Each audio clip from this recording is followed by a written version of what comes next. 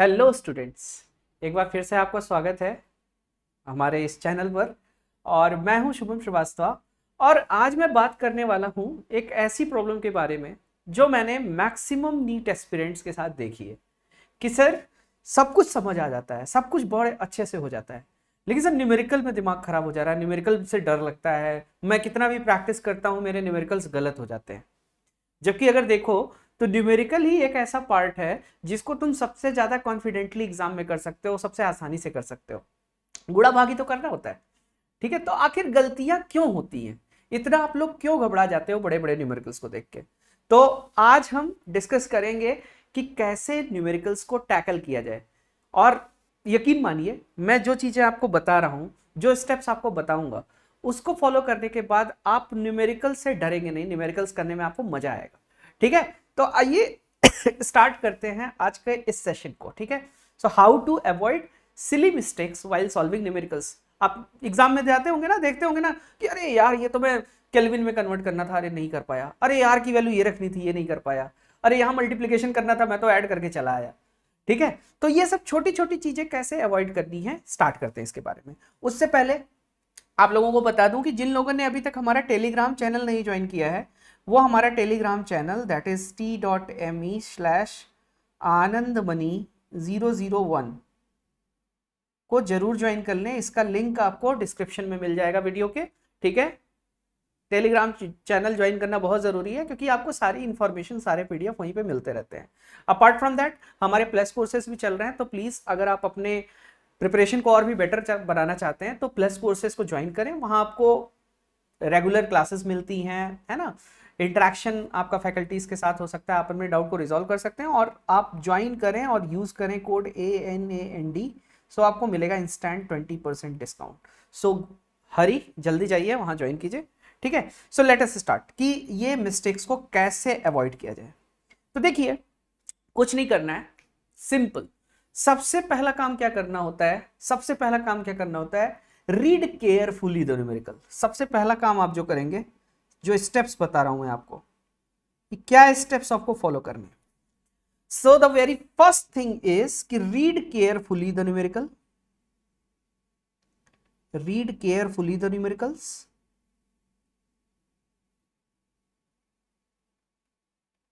Okay, अगला काम आपको क्या करना है, न्यूमेरिकल एक बार ध्यान से पढ़ लिए तो अब वहां जो गिवन इंफॉर्मेशन है, ठीक है, राइट डाउन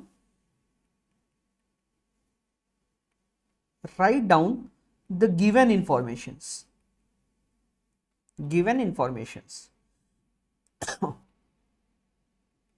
ठीक है, कुछ नहीं करना है, सीधा आप पहले चीजें लिख लीजिए। ओके, जो भी चीजें दिया हुआ है कि मास इतना है, वेलोसिटी इतना है, व्हाटएवर, है ना। And it is applicable for physics also. Physics, chemistry में जो भी न्यूमेरिकल्स आते हैं आप सब में इसको अप्लाई कर सकते हैं। Right down the given informations, check what is being asked, check what do we need to calculate,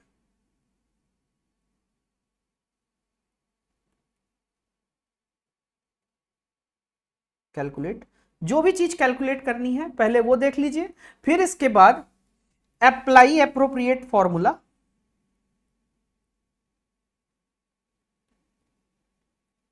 apply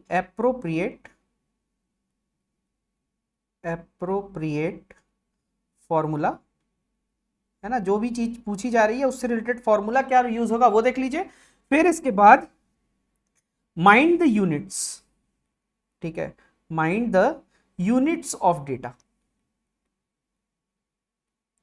for example कि टेम्परेचर आपको डिग्री सेल्सियस में दिया हुआ है और आपने फॉर्मूला अप्लाई किया, ठीक है, तो फॉर्मूला अप्लाई किया तो उस फॉर्मूले में अगर टेम्परेचर केल्विन में लिया जाना है तो आप डिग्री सेल्सियस वाला मत यूज कर दीजिएगा।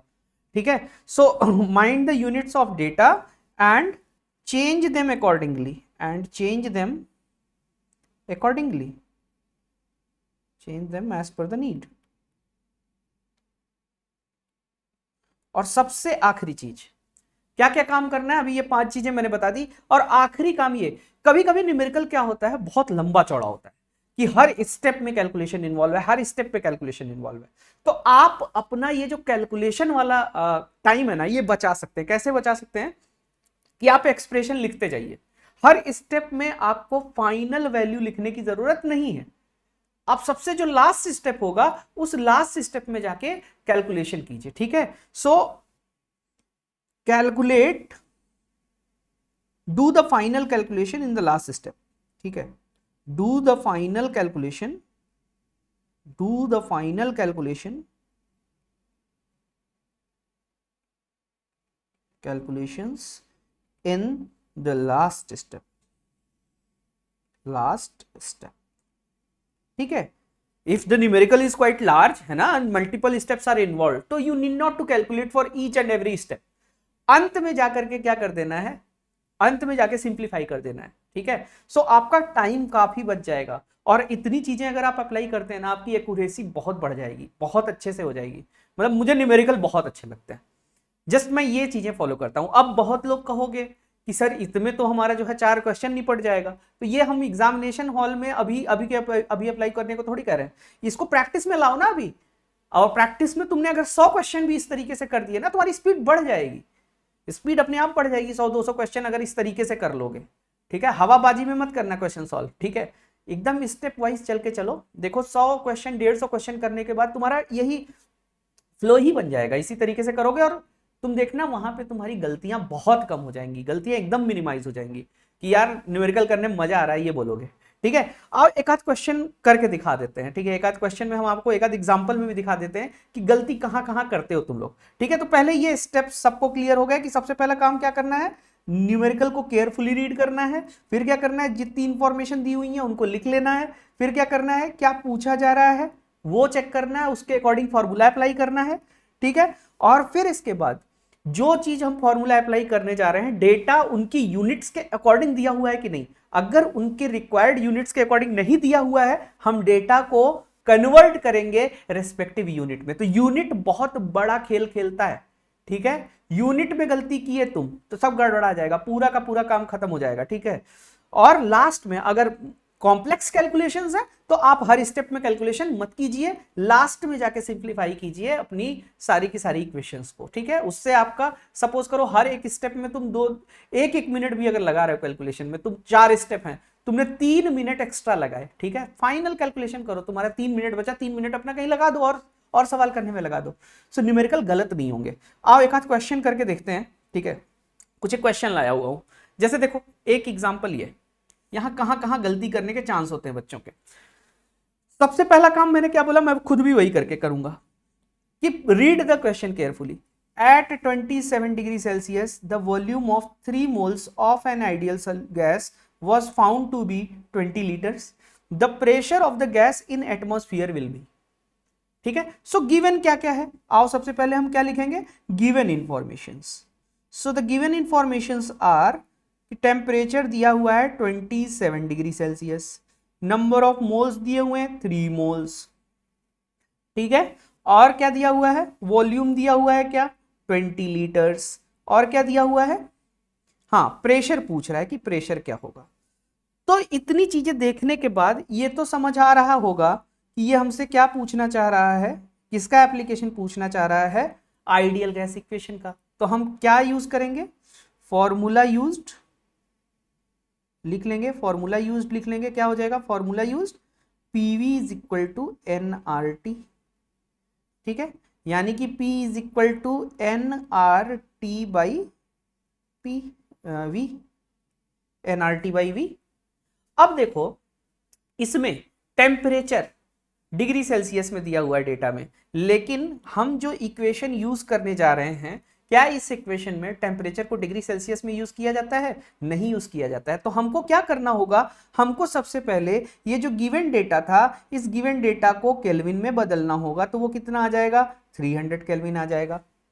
इस फॉर्मूले में नंबर ऑफ मोल्स सही दिया हुआ है, वॉल्यूम भी लीटर्स में लेना है और टेम्परेचर केल्विन में लेना है, ये काम कर लिए। Now the question comes for R, ये है यूनिवर्सल गैस कांस्टेंट। और यूनिवर्सल गैस कांस्टेंट की कई वैल्यूज होती हैं। यूनिवर्सल गैस कांस्टेंट की वैल्यू 8.314 भी होती है, 0.0821 भी होती है और 0.083 भी होती है। और यहां बहुत गलती करके आते हो तुम लोग, बहुत ज्यादा गलती करके आते हो, ठीक है। तो कौन सी वैल्यू कब लेनी है ये भी तो पता होना चाहिए। अगर हमारे पास कोई ऐसा कांस्टेंट है जिसके डिफरेंट कंडीशंस में डिफरेंट टाइप के क्या होते हैं, डिफरेंट टाइप की वैल्यूज होती हैं, तो हमको ये भी तो जानना जरूरी है कि कौन सा न्यूमेरिकल वैल्यू कब यूज होगा। जैसे कि 8.314 कब यूज होगा, जब पीवी जो है जूल में दिया हुआ हो, क्योंकि पीवी एक तरीके से एनर्जी टर्म है, जूल पर मोल पर केल्विन हो, जूल पर मोल पर केल्विन ये वाली यूनिट होती है 8.314 की। ये कब यूज करना है, जब पीवी जूल में दिया हुआ हो।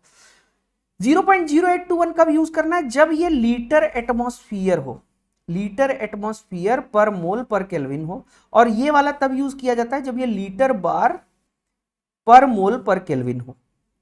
तो भाई अभी का जो सीन देखें तो ये पीवी के बेसिस पे डिसाइड किया जाता है। आर का कौन सा वैल्यू यूज करना है, it is decided on the basis of PV.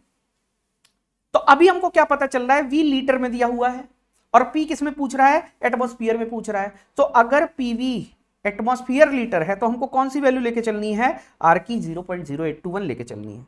तो अब हम सारी वैल्यूज को पुट कर लेते हैं। तो P इज इक्वल टू क्या आ जाएगा, N दिया हुआ है 3, R यहां क्या यूज करेंगे 0.0821 यूज करेंगे, T 300 यूज करेंगे और V 20 यूज करेंगे। जो भी आएगा यही हमारा आंसर हो जाएगा। इसको हम सिंप्लीफाई कर लेंगे, ठीक है, ऐसे करना है। ये तो बहुत आसान सवाल था, ठीक है। लेकिन यहां भी गलती करते हैं लोग। कहां करते हैं, एक तो ये वाला पॉइंट होता है जहां आप गलती करते हैं, दूसरा ये आर वाला पॉइंट होता है। तो अब ये गलती इस तरीके के सवालों में नहीं होनी चाहिए। चलिए दूसरा एक सवाल और दिखाते हैं आपको कि और कहां गलती करते हो। जैसे देखो ये सवाल, पहला काम हम क्या करेंगे, क्वेश्चन को अच्छे से रीड करते हैं कि an element having atomic mass 100 ग्राम पर मोल, यूनिट देख लिया कि यार ग्राम पर मोल में दिया हुआ है, having BCC structure has unit cell age 400 picometer, the density of the element is। so भाई डेंसिटी हमको निकालनी है। उससे पहले लेकिन जो डेटा दिया हुआ है वो देख लेते हैं। डेटा क्या क्या दिया हुआ है, मोलर मास दिया हुआ है 100 ग्राम पर मोल, और कैसा है बीसीसी है। तो बीसीसी है तो कंट्रीब्यूशन कितने का हो जाएगा, Z इज इक्वल टू 2 हो जाएगा, कंट्रीब्यूशन पर यूनिट सेल 2 हो जाएगा। और एज लेंथ कितना दिया हुआ है, 400 पिकोमीटर दिया हुआ है। और पूछ रहा है कि डेंसिटी क्या होगा, और क्वेश्चन से हमको पता चल रहा है कि डेंसिटी किस टर्म्स में पूछा हुआ है, ग्राम पर सेंटीमीटर क्यूब में पूछा हुआ है, ठीक है। मतलब वॉल्यूम सेंटीमीटर क्यूब में है और एज लेंथ हमको किस में दिया हुआ है, ये दिया हुआ पिकोमीटर में, ये भी ध्यान रखिएगा। अब देखो डेंसिटी पूछा है, सो डेंसिटी से रिलेटेड हम फॉर्मूला अप्लाई करेंगे, ये तो पता चल चुका। और D इज इक्वल टू क्या होता है, Zm अपॉन NaA क्यूब होता है। हमने फॉर्मूला भी जनरेट कर लिया। बट यहां गलती कहां होती यहां पर कि आप पिकोमीटर का डेटा डायरेक्टली लिख लेते। तो यहां सब कुछ सही था, बहुत इजी सवाल था, लेकिन हमको आगे किससे बढ़ना है, हमको यहां पर 400 पिकोमीटर को किस में कन्वर्ट करना पड़ेगा, सेंटीमीटर में कन्वर्ट करना पड़ेगा, ठीक है, सेंटीमीटर में कन्वर्ट करना पड़ेगा। क्लियर है सब लोग। तो सेंटीमीटर में कन्वर्ट करने के बाद जो डेटा आएगा वो आप आगे लेके चलेंगे, ठीक है। अब आप वैल्यू पुट कर दीजिए, कैलकुलेशन कर लीजिए, आपको ये आ जाएगा, ठीक है। सिंपल रखना है, पढ़ा क्वेश्चन, डेटा कलेक्ट किया, रिक्वायरमेंट जनरेट किया, फॉर्मूला जो होगा वो यूज करना है, उसको एक बार एनालिसिस कर लिया कि कौन सा फॉर्मूला यूज करना है। फिर इसके बाद फॉर्मूले में यूनिट्स देखी, यूनिट्स के बेसिस पे जो डेटा थे उनको उस तरीके से अगर मॉडिफिकेशन रिक्वायर्ड था मॉडिफाई किया और अप्लाई करके सिंपल कैलकुलेशन, दैट्स ऑल, ठीक है। तो ये जनरली न्यूमेरिकल्स में आपको फॉलो करना है, न्यूमेरिकल्स आपके कोई भी गलत नहीं होंगे, ठीक है। अब एक सवाल और तुम लोगों को दिखाता हूं जहां सब लोग गलती करके आते हैं। मतलब ये वाले जो सवाल मैंने अभी 2 बताए, ये तो मतलब मैंने देखा है कि भाई 50% बच्चा कर लेता है सही, मतलब 50% ही होता है जो थोड़ा सा मेहनत करके फिर भी इसको सही कर लेता है। तो मोर और लेस अल्टीमेटली 90% बच्चे इस तरीके के सवाल सही करके आते हैं। एक सवाल है जो 95% बच्चा गलत करके आता है, ठीक है। वो कौन सा सवाल है, वो ये सवाल है ना, वो ये सवाल है, और ये मैक्सिमम बच्चा गलत करके आएगा। यहां एक चीज और लिख दूं कि report in terms of metre per second, मतलब आपको वेलोसिटी बतानी है, मीटर पर सेकंड में बतानी है। तो अब तुम लोग कहोगे सर कुछ नहीं, कोई दिक्कत नहीं, लीजिए अभी कर देते हैं। आपने क्वेश्चन पढ़ लिया, अब डेटा हम लिख लेते हैं। डेटा क्या क्या है सर, डेटा ये है सर कि हमको ऑक्सीजन गैस का टेम्परेचर दिया हुआ है 27 डिग्री सेल्सियस और हमको सर VRMS निकालना है। तो VRMS का सर फॉर्मूला होता है √3RT/m, है ना। और ऑक्सीजन है सर तो मोलर मास क्या हो जाएगा 32 ग्राम पर मोल हो जाएगा, है ना। VRMS हमको निकालना है और अभी अभी सर आप हमको बताए थे कि टेम्परेचर तो केल्विन में लिया जाता है, तो टेम्परेचर को हम क्या करेंगे सर 300 कर लेंगे, 300 कर लेंगे और वैल्यू रख लेंगे। आर है सर सब कुछ जो है MKS में चल रहा है तो 8.314 रख लेंगे और ये कर लेंगे 3 × 8.314 × 300 डिवाइडेड बाई 32 मीटर पर सेकेंड, यही आएगा सर। इसमें इतना कौन सा बड़ा चीज हो गया। तो बेटा अगर तुमने ये किया, अगर तुमने ये कैलकुलेशन किया ना ये चीज, तो ये तुम्हारा पूरा आंसर गलत हो जाएगा, ठीक है। पूरा आंसर क्या हो जाएगा, गलत हो जाएगा। क्यों गलत हो जाएगा आप सुनना ध्यान से। और ये देखो ये सवाल इतना हल्का लगता है ना एग्जाम में, आप 200 क्वेश्चन करने जा रहे हो और 200 क्वेश्चन में एक सवाल आपको दिखा केमिस्ट्री का ऐसा, तो बोलोगे कि यार ये तो बहुत आसान है, जल्दी से कर लेते हैं, दिमाग की बत्ती नहीं जलाते हो। तो न्यूमेरिकल जब भी देखो मैंने जो जो चीजें बोली हैं वो सारी चीजें फॉलो करो एक बार, और वो फॉलो करोगे तो तुमको गलती नहीं मिलेगी। देखो कैसे, यार टेम्परेचर दिया हुआ है 27 डिग्री सेल्सियस, ठीक है, इसको हमने केल्विन में कन्वर्ट कर लिया। मोलर मास 32 ग्राम पर मोल दिया हुआ है, ये भी चलो ठीक है, और VRMS हमसे मीटर पर सेकेंड में पूछा हुआ है। तो सब कुछ यहां अगर तुम देखो, अगर यूनिट्स एंड डायमेंशन की बात करें, सब कुछ चल रहा है MKS में, MKS सिस्टम में सारा कुछ चल रहा है। लेकिन मुझे ये बताओ बेटा, क्या ये चीज MKS में है? ये जो मोलर मास तुम्हें दिया हुआ है, क्या ये MKS में दिया हुआ है? नहीं, ये MKS सिस्टम में नहीं दिया हुआ है। क्यों नहीं दिया हुआ है? क्योंकि MKS सिस्टम में जो मास की यूनिट होती है वो क्या होती है? MKS सिस्टम में मास की यूनिट होती है किलोग्राम। सो आप क्या करोगे, इसको कन्वर्ट करोगे 32 × 10⁻³ किलोग्राम पर मोल में कन्वर्ट करोगे, तब जाके जो फॉर्मूला अप्लाई करोगे तब वो मीटर पर सेकंड में आएगा। तो एक्चुअली ये चीज गलत है, गलत चीज को हम मिटा देते हैं। सही चीज क्या होगी? सही चीज होगी √3RT/m ही लगेगा। MKS सिस्टम है तो R की वैल्यू 8.314 ही लिखी जाएगी, MKS सिस्टम है तो T जो है 300 ही लिखा जाएगा, और M लेकिन जब भी सब कुछ MKS सिस्टम में हो रहा हो तो M क्या लिखा जाता है? किलोग्राम पर मोल के टर्म्स में लिखा जाता है, और किलोग्राम पर मोल्स के टर्म में ये क्या हो जाएगा 32 × 10⁻³ हो जाएगा। ये मीटर पर सेकेंड में जो आंसर आएगा वो सही आएगा, ठीक है। सो ये गलती आप लोग कभी मत करिएगा। तो ये तो कुछ एक एग्जाम्पल दिए मैंने, because it was not a class of numericals, है ना, it was not a class of chemistry और फिजिक्स। ये जस्ट मैं आपको दिखाना चाहता था कि किस किस तरीके की गलतियां करते हैं सभी लोग, ठीक है। सो इस तरीके की गलतियों को आप हमेशा अवॉइड कीजिए, और जो स्टेप्स मैंने बताए कि सबसे पहला काम आप पढ़ेंगे, फिर डेटा को कलेक्ट करेंगे, फॉर्मूला, यूनिट्स का ध्यान रखना बहुत जरूरी है। सबसे ज्यादा गलतियां यूनिट्स में होती हैं, ठीक है। सो आई होप मेरी बताई हुई ये बातें आपके आने वाले एग्जाम के लिए काफी यूजफुल रहेंगी, ठीक है। सो बहुत बहुत धन्यवाद, आपने ये वीडियो देखा, ठीक है। और मुझे खुशी होगी अगर आप इसको इम्प्लीमेंट करते हैं और आपके लिए ये एग्जामिनेशन में फायदेमंद होता है। सो अगर आपको ये वीडियो अच्छा लगा है, हेल्पफुल लग रहा है, तो इसको लाइक कर दीजिएगा, और अपने उन फ्रेंड्स के साथ जिसको लगता है कि यार मेरा तो न्यूमेरिकल अच्छा है ना, मेरे इस वाले दोस्त का न्यूमेरिकल पोर्शन कमजोर है, तो प्लीज उसके साथ जरूर शेयर कीजिएगा, so that he can be benefited, है ना। सबको फायदा मिलना चाहिए इससे। और लास्ट में एक बार और मैं बता दे रहा हूं कि हमारा टेलीग्राम चैनल आप जरूर ज्वाइन कर लीजिएगा, क्योंकि क्लास से रिलेटेड इंफॉर्मेशन, क्लास से रिलेटेड जो पीडीएफ्स हैं वो सब आपको वहां मिलते हैं। और कमेंट सेक्शन में जरूर बताइएगा कि आपको ये सेशन, ये एक स्ट्रेटजी सेशन था जो मैंने इस चीज को ध्यान में रख के बनाया कि बच्चा प्रॉब्लम कहां फेस करता है। तो क्या आप इस तरीके के स्ट्रेटजी सेशन को अपने लिए फायदेमंद पा रहे हैं? अगर आपको ये अच्छा लग रहा है तो ये कमेंट सेक्शन में जरूर बताइए, ताकि मैं आगे इसी तरीके के और भी स्ट्रेटजी सेशंस जो आपके एप्लीकेशन पार्ट पे क्या हो सके, यूजफुल हो सके, लेकर के आऊंगा। तब तक के लिए आप लोग अपना ख्याल रखिए, ठीक है। अच्छे से पढ़ाई कीजिए, जितने ज्यादा सवाल कर सकते हैं उन सवालों को कीजिए, अपने स्वास्थ्य का ध्यान रखिए, ठीक है। एक नियम बना लीजिए कि उस नियम के अकॉर्डिंग ही सारा कुछ करना है, ठीक है, ताकि एग्जाम में किसी भी तरीके की कोई घबराहट, किसी तरीके की कोई परेशानी आपको ना हो, ठीक है। सो उम्मीद करता हूं आप लोग अच्छी तैयारी करेंगे, सारी बताई हुई इंस्ट्रक्शंस को फॉलो करेंगे। ठीक है, मिलते हैं अगले सेशन में, तब तक के लिए अपना ख्याल रखिए। Bye bye.